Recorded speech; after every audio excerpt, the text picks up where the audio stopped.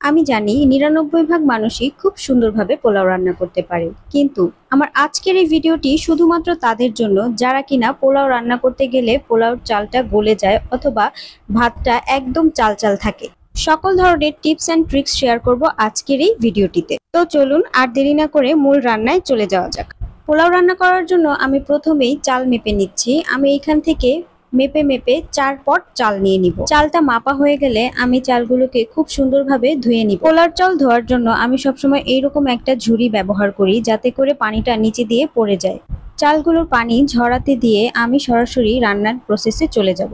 পরিমাণ মতো তেল নিয়ে তার মধ্যে দিয়ে দিব গরম মশলা, এরপর দিয়ে দিব 1 কাপ পেঁয়াজ কুচি। পেঁয়াজগুলো ভাজা হয়ে গেলে এর মধ্যে দিয়ে দিব 2 টেবিল চামচ করে আদা বাটা ও রসুন বাটা। আদা ও রসুন বাটাগুলো ভালো মতো ভেজে নেব, যাতে করে এর কাঁচা গন্ধটা চলে যায়। মশলাগুলো ভালো মতো ভেজে নেওয়ার পর এর মধ্যে দিয়ে দিব ধুয়ে রাখা চাল।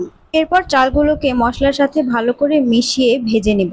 আমার কাছে মনে হয় হাতে একটু সময় নিয়ে এই চালটা যদি ভেজে নেওয়া হয় তাহলে পোলাওর স্মেলটা অনেক ভালো আসে আর স্বাদটাও অনেক বেশি বেড়ে যায়। পোলাওর তুলনায় আমার কড়াইটা বেশ ছোট হয়ে গিয়েছিল, এই জন্য বড় একটা পাতিলে আমি পোলাওগুলো ট্রান্সফার করে নিলাম। ভাজাভাজির পালা শেষ, এখন দিয়ে দিব পানি। আমি যেই পট দিয়ে চাউল নিয়েছি সেই পটের সাইজ অনুযায়ী একটা মগ নিয়ে নিলাম। এই মগের 8 মগ পানি আমি দিয়ে দিব। এরপর ঢাকনা দিয়ে চালটা ফুটে আসার অপেক্ষা করব। চাল ফুটে পানি কমে গিয়েছে, এখন আমি দিয়ে দিব কিছু কাঁচামরিচ।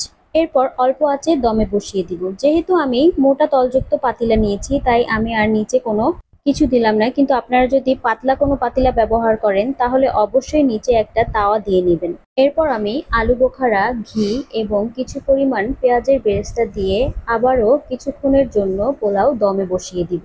ও হ্যাঁ, আরেকটা খুবই গুরুত্বপূর্ণ কথা, আমার বাসায় যেহেতু গুঁড়া দুধটা ছিল না তাই আমি পোলাও রান্না করার সময় গুঁড়া দুধটা দিতে পারিনি। আপনার বাসায় যদি গুঁড়া দুধ থাকে তবে অবশ্যই মনে করে গরম পানি দেওয়ার সময় গুঁড়া দুধ পরিমাণ মতো দিয়ে নেবেন, তাহলে পোলাওয়ের টেস্টটা অনেক বেশি ভালো হবে।